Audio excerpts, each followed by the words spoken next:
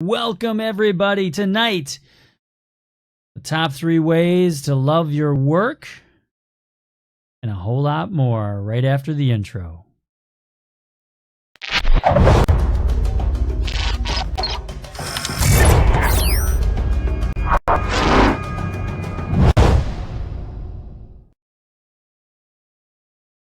Are you creating the big impact you know you can make with your business or with your life? Are you feeling fulfilled emotionally, spiritually, physically, financially?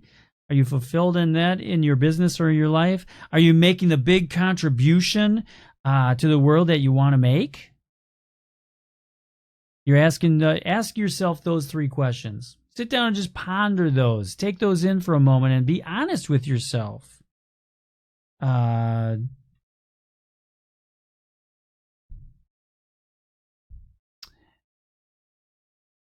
The 3 ways to love your work is to answer yes to those 3 questions. Yes, that was pregnated pause. That was there for a reason. I wanted you to ponder those for a reason. If you answer yes to those, you're doing great. I'm going to tell you that most of the people out there are not answering yes to those. They may answer yes to 1 or 2 or a component of that. Maybe you're loving, you're doing well financially, but you're not there spiritually, you're not there physically, you're not there emotionally, you don't have those other components in there. Or maybe you have 2 out of the 4 or things like that. It's working at those that will make you love your work. Okay? But how do you, let's take it back. We don't want to bum everybody out and sit there and go, oh my gosh, I'm going to have to do work now. We want to be a little entertained, right? So what are the top ways to love your work? I'm going to break it down to this. The old moniker that was on everybody's desk way back when: lead, follow, or get out of the way. And by get out of the way, I mean move on to something else. And that's the truth. When you love what you do, you're going to start being a leader in that. People are going to look up to you because of what you aspired or what you have attained, and then that makes them aspire to what you are. So, becoming a leader, are you a leader in where you work, what you do? Now, I'm going to assume that a good percentage of you are starting your own business. You're going to have to be a leader. So learn what those traits are of a great leader and become as many of those as you can, right? Or you can be a follower, and there's nothing wrong with being a follower. That's someone else giving you direction, and you do it at 100%, and you do it up to their standard. That's the tricky part. Not your standard, their standard, because someone is leading you. They have a bigger picture. They're being the leader, and sometimes it varies. Sometimes you can be a follower. Sometimes you can be a leader. That's part of being a team, right? So you have to be able to switch those roles also if you're working for someone else, because you're not always going to be the leader. Now, for those that are working for someone else, another business, you could be a manager or something in that, a supervisory position. You want to be a leader, even if you're the person that's on the bottom of the totem pole, as I always said. As I always told people, I was a head peon, right? Because we've all had those jobs. You all had to be at the bottom, doing everything. Those, you can be a leader of that sort. You can still do that job to 100%. You can still, because as the sign says, life will keep giving you the same test over and over again until you pass it. So it could be that that's what every job that I've ever done, whether it was working at McDonald's, whether it was working at retail, being the lowest salesperson on the totem pole, I did it to 110% of my capability because I did everything and asked all the questions because I wanted to learn as much as I could from there. When I was at bottom starting out, 18, 19 years old, whatever that age was, and starting out in sales in a retail store. That I did that. I was green. I had no knowledge of what to do, so I learned the basics. Greeting them in a friendly way, not going up, "Hey, may I help you?" You never asked, "May I help you?" because what did they say? Automatically, no. So you didn't go for the no in that aspect. You went up, and I was the one that just said, "Hey, how's it going today?" Boy, it's been, the weather outside's been, crazy today. Boy, did you catch some of that sunshine? That was awesome, wasn't it? We talked about something that struck an emotion. And then that led into a conversation that led into, now they have an ease with me. Now we're building a rapport. Now we're getting, so I led that way and then became a great salesperson.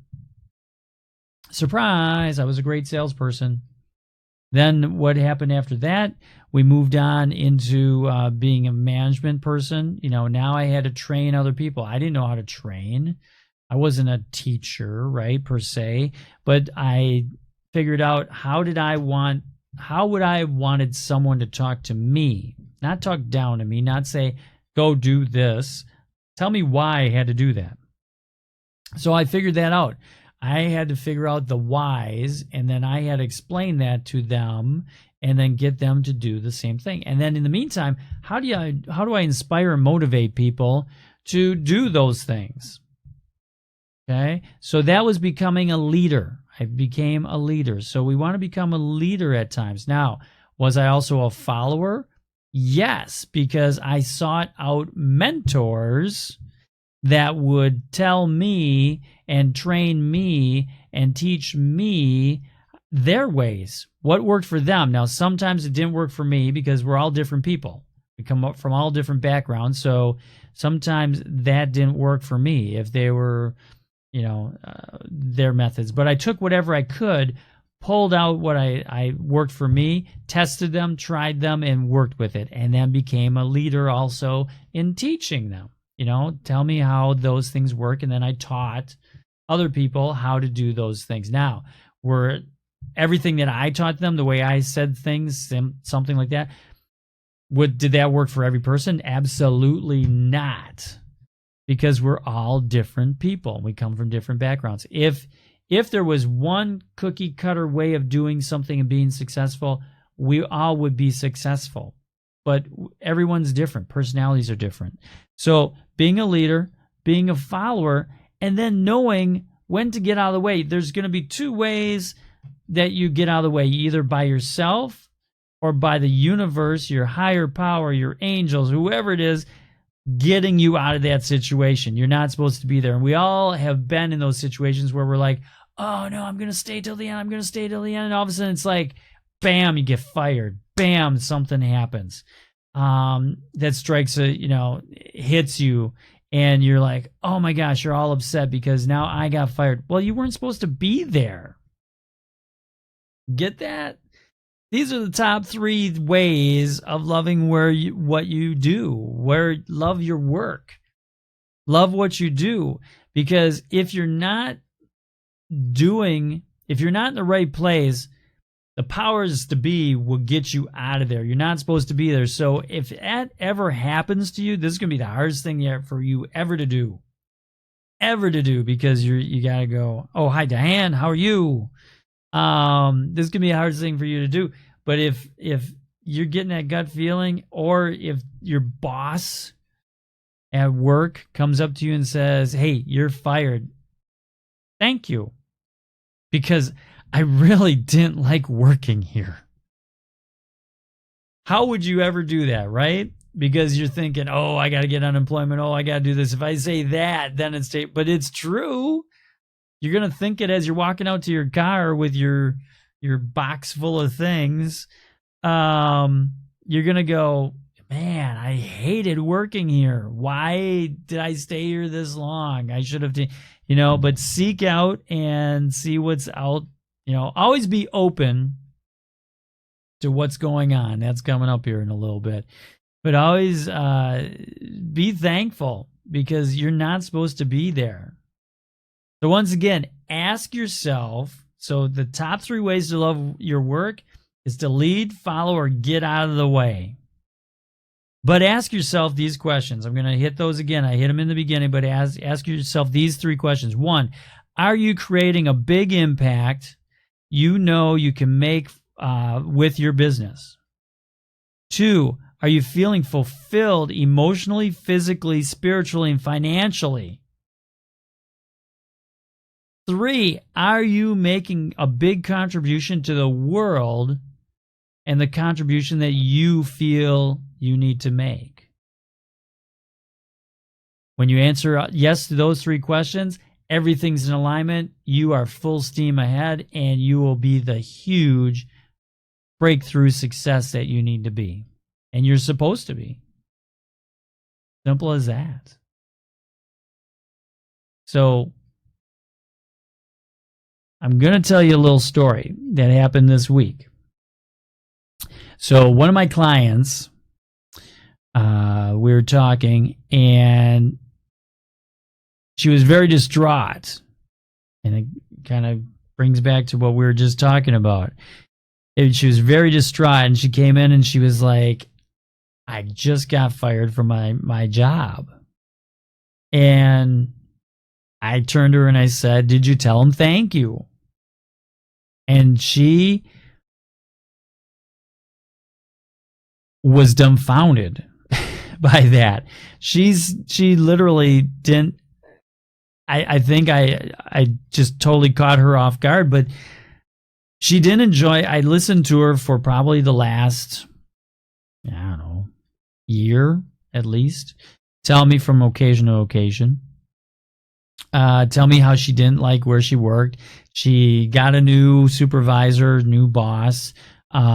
She works in a kitchen at a assisted living center, and she was telling me how they brought in a new head chef, and he wanted things totally different than how they've been doing for the last 20 years. She was there for 20 years, and she went into the story of different things. He wanted this, So I listened to these stories probably for the last 6 months or so, and I'm thinking, she so shouldn't be there. But I can't tell her that because it's her journey, It's like I was thinking it. She so should not be there. She didn't like what she was doing. She didn't like how it was making her feel. She wasn't positive going to work. She dreaded going to work, all these negative things. And on top of that, she started to systematically have back problems where she never had back problems before. She had joint problems where she never had joint problems before. She had headaches that she never had before in her lifetime. All these different things that prevented her from being at work and doing things like that. And finally, when she told me this week that she got fired, I was like, I'll bet you don't get those headaches anymore. And she was like, well, I don't know, but I'll let you know. And I was like, thinking to myself, I bet you she's not going to have that backache anymore. I bet you she's not, because part of what we do when we don't enjoy what we do, work, life, all those good things, is where our body then takes on symptoms. Where it's going to, because you keep subconsciously, you're saying, I don't like what I do. I don't like where I work. I don't, you dread those things. So all of a sudden you get more sickness. You get aches and pains that you never had before. You get headaches, migraine headaches. You know someone at work that gets these migraine headaches and then they have to call in sick or they have to go home sick? Have you ever worked with those people before?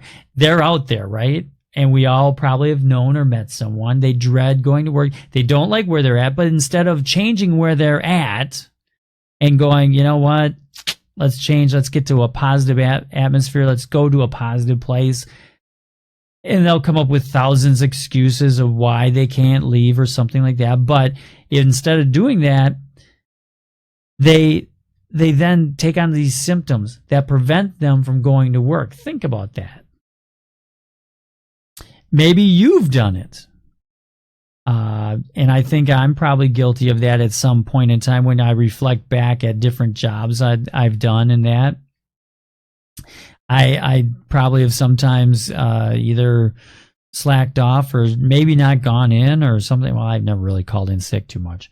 But there was a point in time where when I worked heavy retail, managed retail stores, where all of a sudden, first, second week of January, you'd get hit with the flu bug, or you get hit with that bad cold, or you get hit with that because you're working 70 hours or so throughout the whole Christmas season, because that really, your bonus counted on it. And you even if you dreaded being there, you were there and you just worked the hours because you had to. And it was a vicious cycle.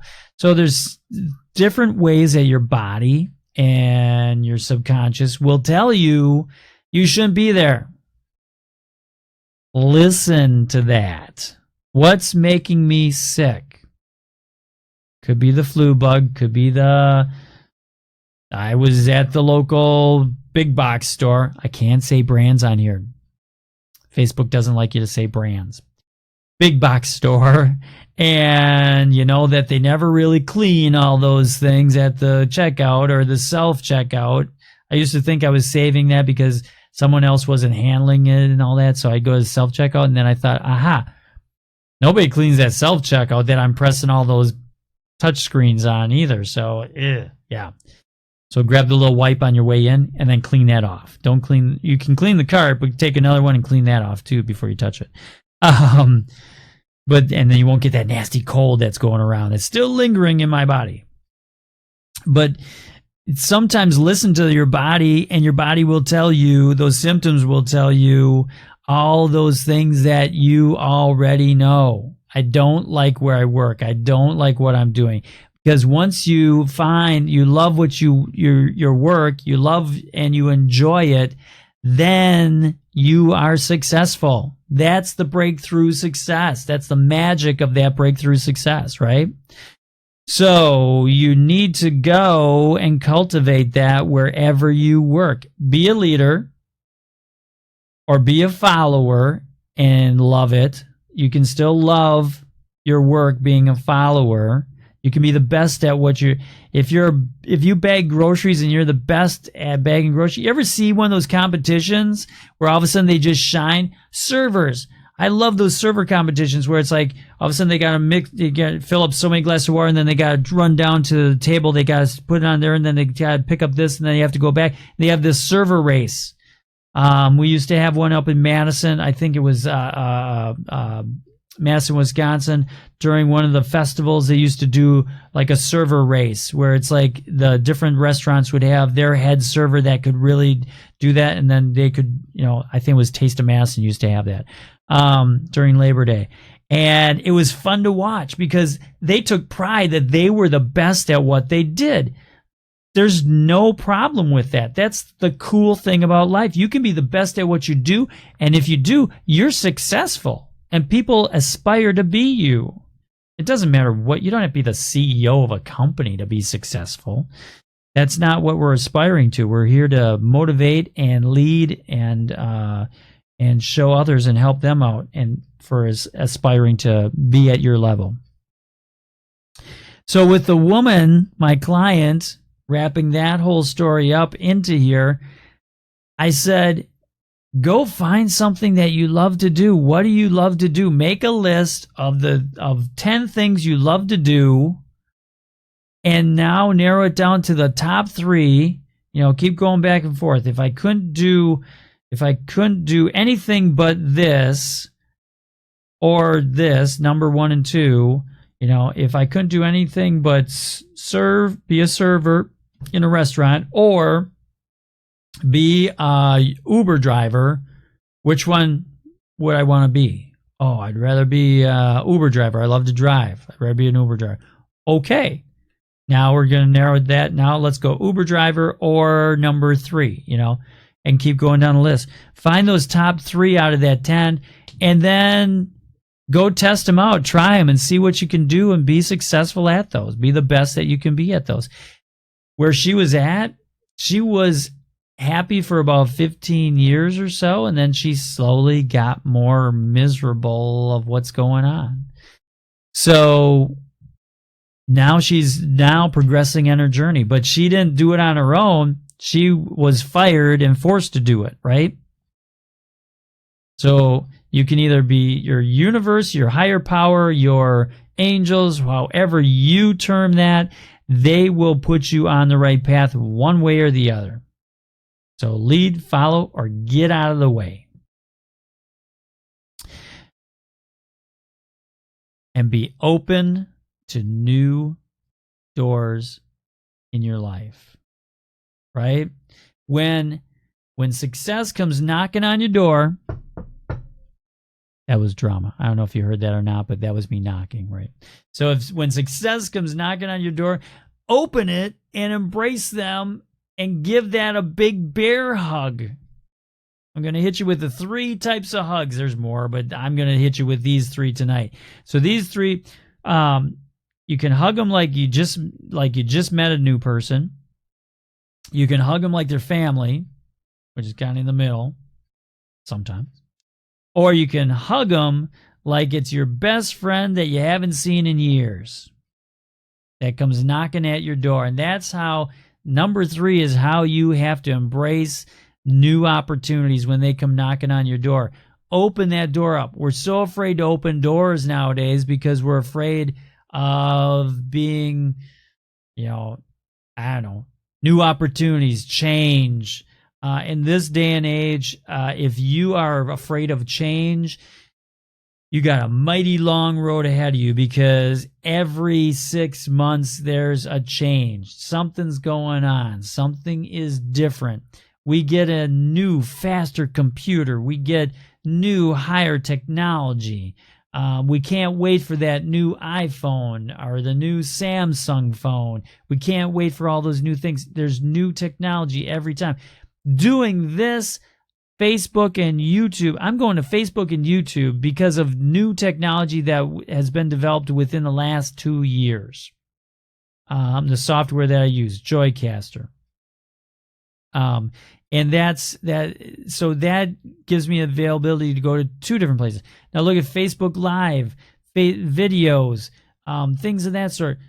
I use a simple setup with a couple of webcams and a laptop. I mean, amazing. Hi, Sam. When did you join? Oh, I gotta pay more attention to these comments down here. Welcome everybody, and if I don't mention your name, I'm so sorry. I have not realized that's the technology I'm waiting for next, is where I can see participants, and that I just see mostly when there's a comment, then I obviously see, but sometimes I don't see when people join and things like that. So if I don't say your name, don't be mad at me. Leave me a comment and I'll see you're here. So go and embrace new opportunities when they arrive.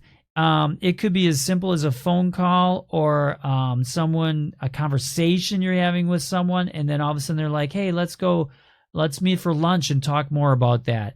Be open to going and meeting, them at lunch or whatever that opportunity is. The how is going to show you the way. If you are not happy at where you're at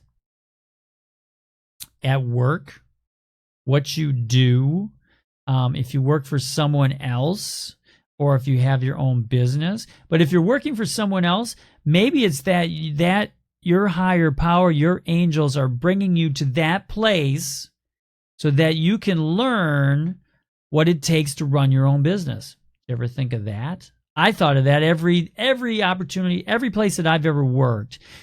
I've always looked at it as an opportunity to learn different management styles, and how not to treat people is just as important as how to treat people. Because if you know how not to treat people, that eliminates all that learning curve.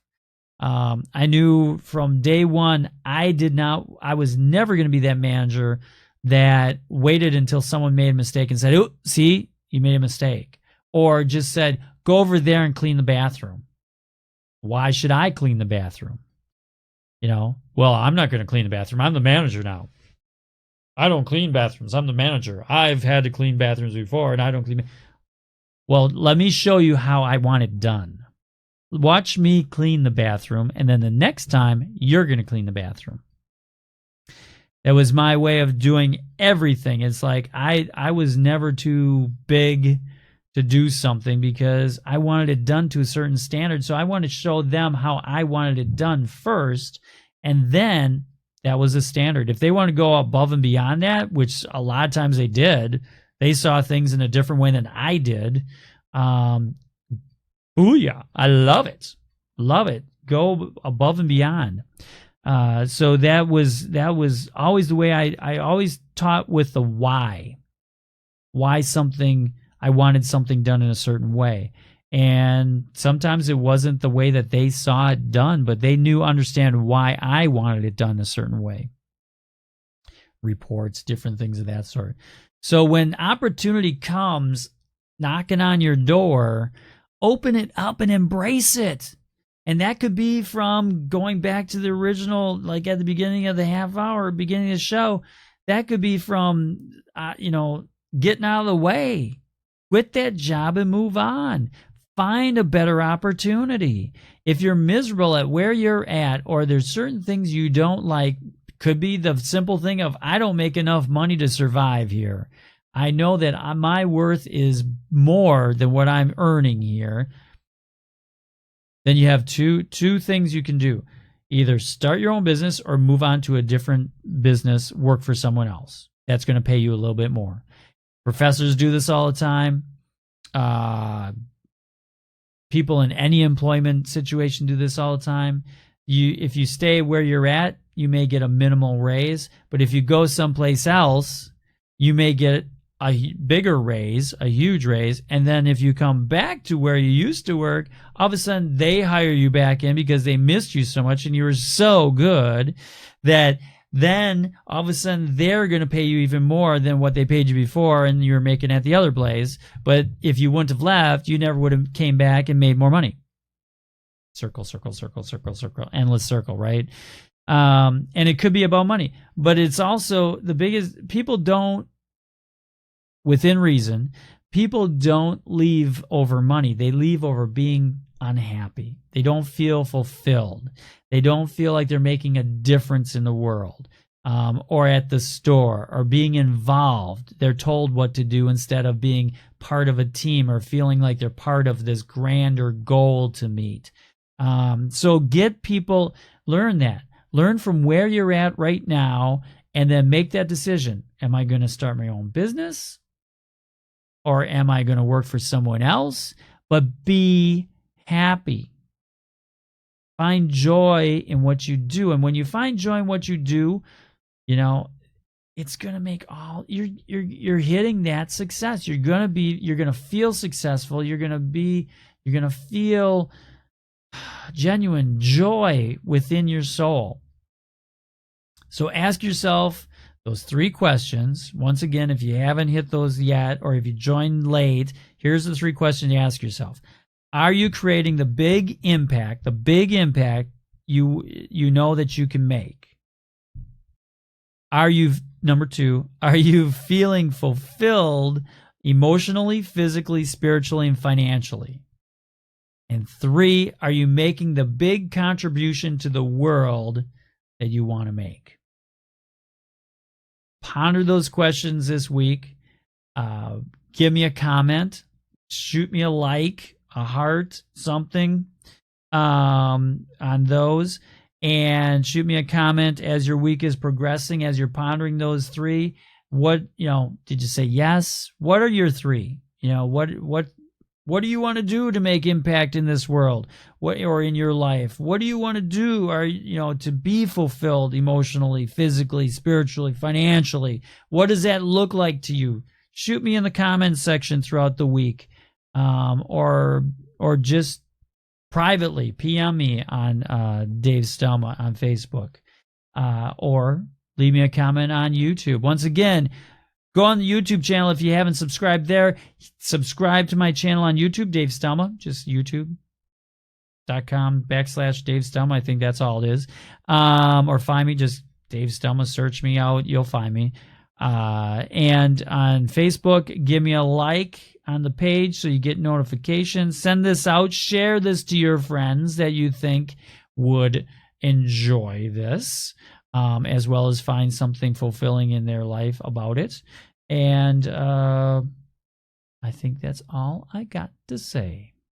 That's all I got to say about that. There you go.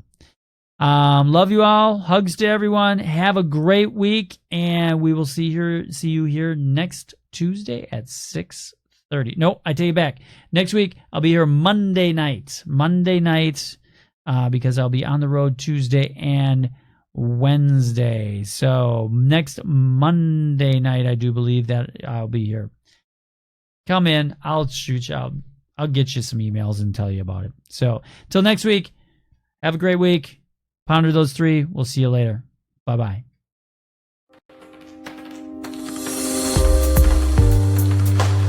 See you.